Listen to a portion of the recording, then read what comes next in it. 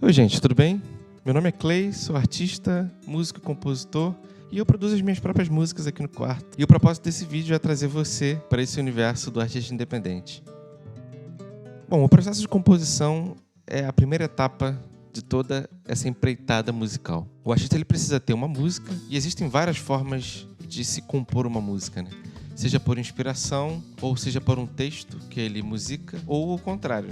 No meu caso, eu funciono mais com uma música. Me vem uma ideia na cabeça, eu tento executar o que eu imaginei na minha cabeça no violão, ou no teclado, no instrumento que estiver mais próximo.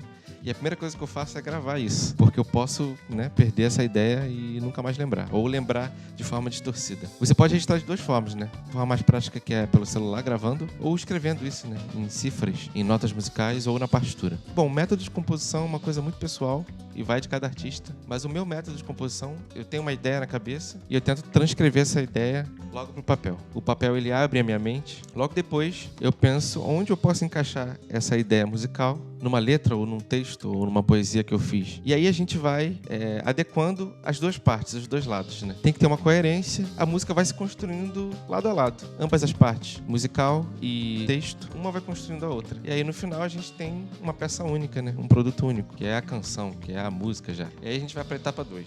Após você já ter essa ideia construída e anotada no papel, você já tem os acordes, e você já tem a letra da música. Então ela já tem uma cara. Então agora é a hora da gente pegar os instrumentos. Eu costumo começar com o violão, gravando um violão guia, que é o que a gente chama, né? Essa track guia, ela vai nos guiar a gravar os outros instrumentos, né? Isto é, se a música tiver outros instrumentos, né? Bateria, teclado, violão 2, guitarras e outros instrumentos que houverem na música. Esse violão guia é fundamental porque ele vai ditar o andamento da música, qual a energia que a música vai ter. E principalmente os outros instrumentos que irão ser gravados vão se basear nesse violão guia, nesse instrumento guia. Eu costumo usar o violão guia, mas tem músicos que preferem começar com a bateria. Isso vai de cada produtor, vai de cada músico. Tendo essa track guia gravada, a gente tem um esqueleto da música. Então todos os outros instrumentos poderão ser gravados se baseando nesse violão guia. Esse violão guia pode ser utilizado na gravação final ou não. Vai depender da qualidade ou da seriedade que você teve ao gravar esse instrumento guia. But,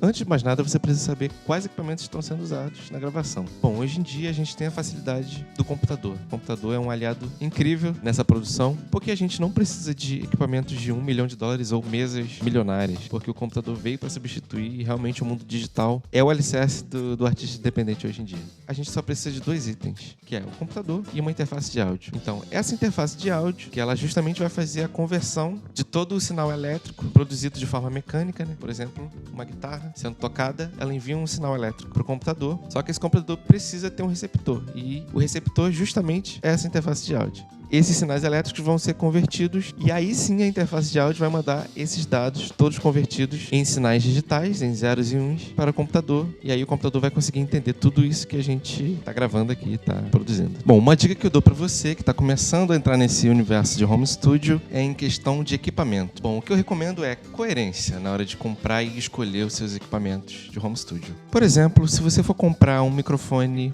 não tão bom assim, um custo-benefício, adianta você ter um cabo excelente, um computador excelente. Você não vai conseguir obter uma boa eficiência tendo apenas um equipamento bom. Então a coerência vem aí. Se você for, por exemplo, investir num microfone muito bom, o ideal será que você compre cabos muito bons e um computador muito bom. Algumas coisas que eu aprendi também em home studio têm a ver com acústica e gravação. Bom, no seu quarto provavelmente não foi projetado para ser um home studio e ele provavelmente tem as paredes paralelas e quadradas. Então, o que a gente pode fazer em relação a isso é utilizar o que a gente tem no quarto a nosso favor na questão da acústica. O seu quarto não é isolado em relação à acústica, então você vai ter muito ruído, e usar microfones dinâmicos como esse daqui podem te ajudar na questão do ruído. Se você tiver um microfone condensador, o que eu posso dizer é como eu usava o meu microfone condensador. Eu tenho um guarda-roupa e você provavelmente tem um guarda-roupa também. Então, eu abria a porta desse guarda-roupa e colocava um microfone condensador dentro dele. Ele funcionava como uma espécie de aquário acústico perfeito para gravação. Então eu consegui ótimos resultados com esse sistema de gravar um condensador dentro de um guarda-roupa. Isso me ajudou muito a reduzir as reflexões e os ruídos. Essa ideia é muito boa para ser usada com microfones condensadores, porque eles têm a sensibilidade um pouco maior do que as do dinâmico. Então eles são ideais para gravação de vozes e instrumentos, né? Em relação a DAW, a programas de edição, você tem inúmeras opções aí no mercado, pagas e de graça. Os profissionais usam as pagas, mas tem um preço bem salgado e você, artista independente, provavelmente não vai ter esse dinheiro para pagar mensalmente. Existe uma variedade enorme de programas aí no mercado, pagos e não pagos, que você pode escolher. O que eu te indico é: escolha o que você mais se acha confortável trabalhando, né? Todos eles têm praticamente as mesmas funções e atalhos, mas cada um tem a sua logística e sua aparência. Então escolha o que você se sentir mais familiarizado e mais intuitivo. Eu uso uma versão gratuita de um programa que é incrível e ele já vem praticamente com as mesmas ferramentas que os programas pagos têm. A diferença é que eles não vêm com os VSTs, que são os instrumentos virtuais, e são fundamentais na vida do artista independente. Se você for entrar nesse mundo, você com certeza vai usar instrumentos virtuais. E por que eu digo isso? Você muito provavelmente não vai ter dinheiro para comprar uma bateria. E muito provavelmente também não vai ter dinheiro para comprar um set de microfones para microfonar essa bateria. E ainda mais sem acústica. Trabalhar com instrumentos virtuais é fundamental aí para você ganhar eficiência e economizar um bom dinheiro. Eu, por exemplo, costumo usar programas VSTs que simulam sons de bateria. Também existem alguns gratuitos e com qualidade assim invejável, porque eles são samples e são samples gravados de microfones caríssimos e com cabos caríssimos e de alta qualidade, com peças de alta qualidade. Então, no final você tem um som pronto já e você pode usar esse sample de graça. Então, com um pouquinho de conhecimento e prática, você consegue chegar a um som de bateria assim muito real, muito próximo ou extremamente idêntico a um kit de bateria real. Bom, uma outra ferramenta indispensável é o protocolo MIDI e os controladores MIDI. É uma linguagem que foi desenvolvida há um tempo já. Você consegue controlar instrumentos virtuais através de instrumentos analógicos, instrumentos reais. É o caso, por exemplo, de um teclado controlador MIDI. Esse tipo de instrumento só funciona em conjunto com o processamento do computador, porque ele envia os protocolos MIDI para o computador e o computador interpreta, processando esse som e enviando esse som para a track. É o caso também da bateria eletrônica, com os seus sensores e pads. Cada pad daquele manda uma informação MIDI para o computador processa no VST e o som sai com um sample real. São artifícios incríveis na mão de um artista independente, porque ele vai ter sons incríveis das mais variadas marcas e peças com apenas um controlador. Bom, a partir de agora você já tem todas as tracks gravadas, todos os instrumentos e vozes alinhados na mix. E agora o que fazer? Vem a brilhante parte da mixagem. A mixagem é a hora que a gente vai regular todos os sons e vai mexer em alguns timbres e cortar algumas frequências indesejáveis. Na questão da frequência, cada instrumento trabalha com um range de frequências. Por exemplo, a guitarra, ela não precisa de tantos graves, mas já o baixo, ele precisa de bastante graves e dispensa alguns superagudos. A voz é um outro exemplo. Dependendo da tessitura da voz, a gente corta algumas frequências graves ou outras agudas. Isso vai muito da característica e do timbre do instrumento e de que sonoridade você quer para aquele instrumento. Então a mixagem é um processo bem complexo e bem visceral. Isso vai muito do produtor, vai muito do músico que está trabalhando em cima daquela mix. A mix não tem um formato padrão. Ela vai de acordo com o que o artista quer para aquela música, que sons ele quer para aquela música e depende principalmente também de que estilo musical aquela música está inserida. E é uma parte importantíssima, porque dependendo do processo que você faz, se ele for bom, ele progride com a música. Por outro lado, se você tiver um deslizezinho, você pode destruir a sua mix e a música ficar muito ruim. Então é um processo bastante importante e requer muito estudo e muito tempo de treino, porque você aprende ouvindo e seu ouvido vai se adequando àquelas frequências e ao padrão que você quer para o produto. Uma outra parte muito importante da sua música que você deve levar em conta é o registro autoral dela, para você ter uma segurança de que você realmente é o dono dessa música numa possível questão judicial.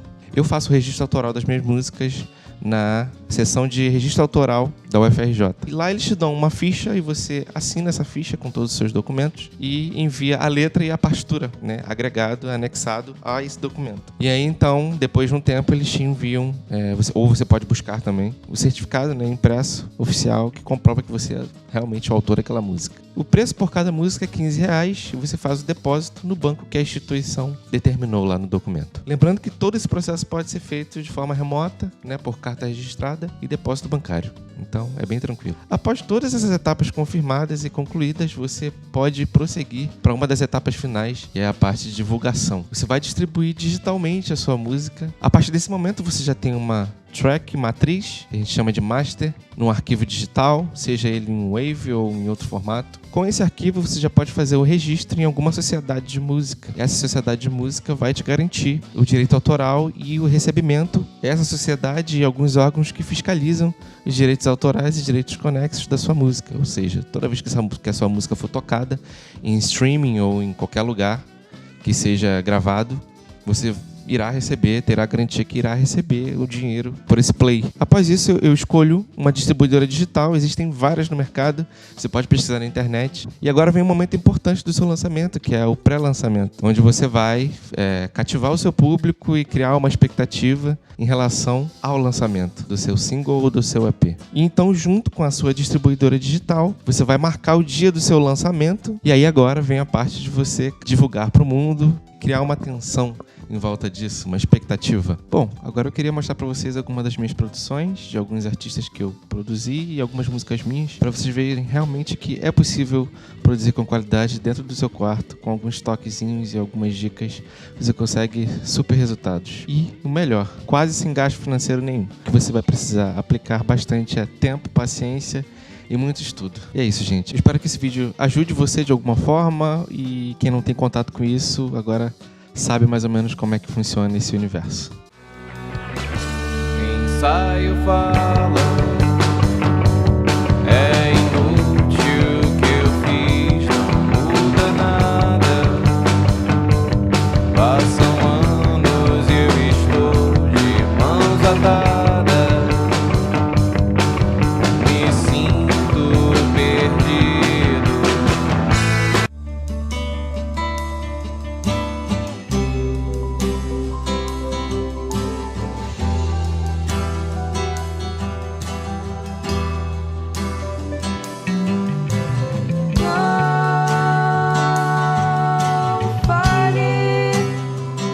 Se eu fosse você,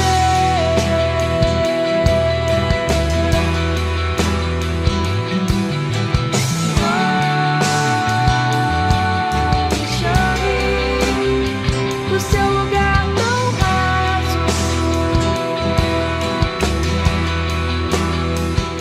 3. Se eu atrasar, não te encontro às 4 lá. Se estou chorando, as minhas lágrimas não alcançam teu futuro, são devagar demais. Tento te alcançar, são as escolhas que nos fazem, as consequências são lá. Tento te alcançar, futurar é duvidoso, o que nos resta é presentear. Tento te alcançar.